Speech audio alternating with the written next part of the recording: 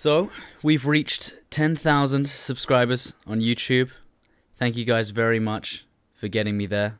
And of course, the first thing that I do after getting 10,000 subscribers is not upload any videos for a week. Now, a hot topic on the stream recently has been the spring patch, which I know I'm a bit late to jump on the bandwagon for, but people have been coming into the stream and going, Stoddy, they've ruined the snipers, they're all messed up, don't you think that they've ruined the snipers? And every single time, I'm like, bro, what are you talking about, okay? Like, every single time I have to explain to them, like, they've made, if anything, they've made snipers easier to use. So, I've gone through the patch notes and gone to simthic.com, where you can compare stats between the different rifles. Now, don't get me wrong. In certain cases, they have made sniping a little more difficult. For instance, aggressive sniping and your rate of fire on your sniper rifles has been lowered. So, in that respect, yes, that is a slight nerf. Right, so let's just talk about the major changes that affect snipers in the spring patch. So, firstly, all the snipers in Battlefield 4 are now 0 to 100 meters instead of the normal 0 meters. Now, people have come to me and said, "Oh, that's just messed snipers up completely, man. How could they do this? That should take, that should mean that your aim's off by, if you're really close quarters, the bullet should go over their head or something like that." No. What it's actually done is made it even easier to account for bullet drop. So now, rather than it being, you're going to have to change. Obviously, you're going to have to get used to it again. The only thing that it's done is just made it a hell of a lot easier to account for bullet drop. The SRR, was already, you didn't really have to aim that high above your target and to hit them in the head. Now it's even more of a laser beam. Like, you can kill people 400 meters away by aiming a millimeter above their head. It's crazy.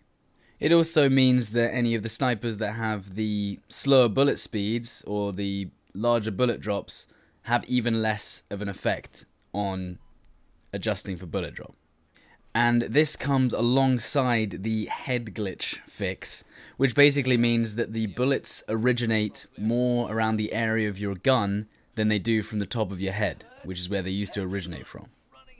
Something else that they've changed regarding the snipers is the traces to the bullets have been made much more visible. So, yes, that can be seen as quite a negative thing because people can see where your bullets are originating from when you're sniping from a distance. But it can help with sniping people at longer distances because you can actually see your bullet more clearly as it's flying through the air. I will now be going through all the snipers individually in order of how much has been changed in the patch. So first off, we have the L96, which has changed massively in the patch. It's had its mag size reduced from 11 to 6, however, it's now a much longer range sniper rifle. It does more damage over range, a bit like the M98B. It's comparable to the Gold Magnum. It has a higher bullet speed, and that range will mean that you'll be getting more assist counters kills and more kills from further away. Up next we have the M40A5. Now, what's strange about this is it seems that they've swapped the roles of the Scout Elite and the M40A5. The M40A5 has kept its rate of fire at 51.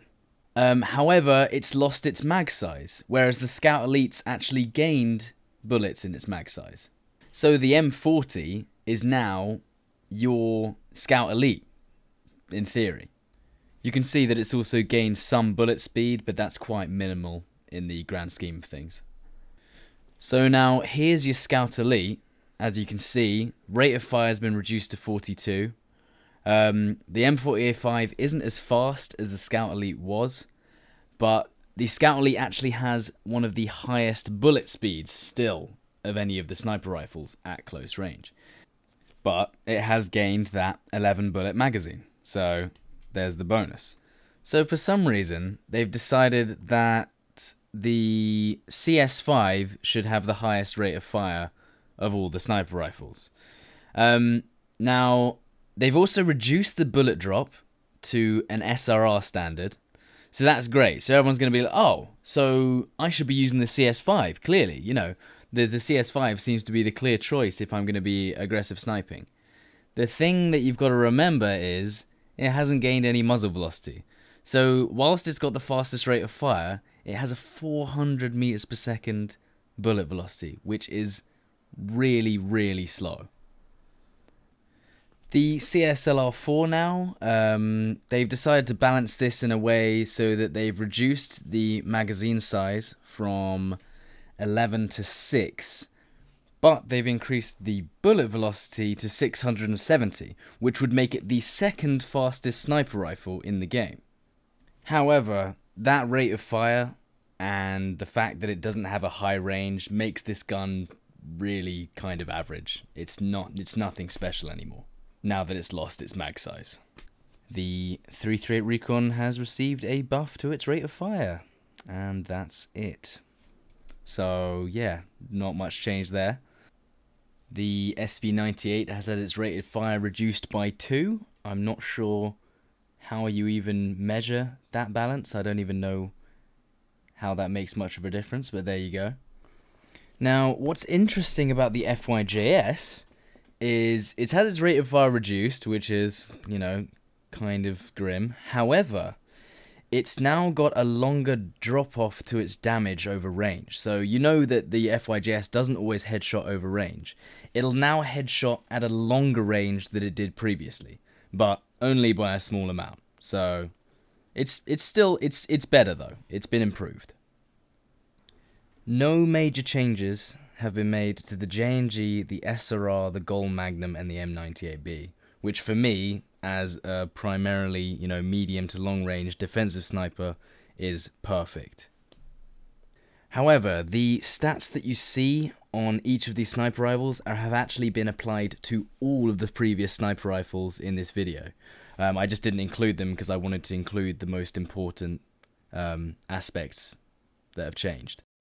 The first 2 changes, according to Synthic, the ADS recoil decrease and the hip recoil decrease, is basically the spread between each shot if you don't wait. That's how they've tried to explain it, at least. So if you take a shot literally the instant that a bullet's been rechambered, it usually goes off at an angle. That's what that is. So that's been reduced across the board on all the snipers by what seems to be a reasonable amount, depending on whether it's aim down sight or hip fire. The ADS recoil up basically signifies how much the recoil moves up when you shoot, so your scope will just skip upwards every time you take a shot, and that's been increased kind of significantly, but it's controllable. And it seems that the first shot recoil across all the snipers has been cut in half, so that's good news, I guess. I'm not sure. I haven't really felt that change, if I'm honest. So, to summarize, there's been bullet speed increases on a lot of sniper rifles. There's been mag size decreases on a lot of the sniper rifles. However, with the 100 meters zeroing, it does mean that you don't really have to adjust for bullet drop as much anymore. So yeah, I hope this video has been helpful to you. It's been informative, and I'll see you on my stream. See you later.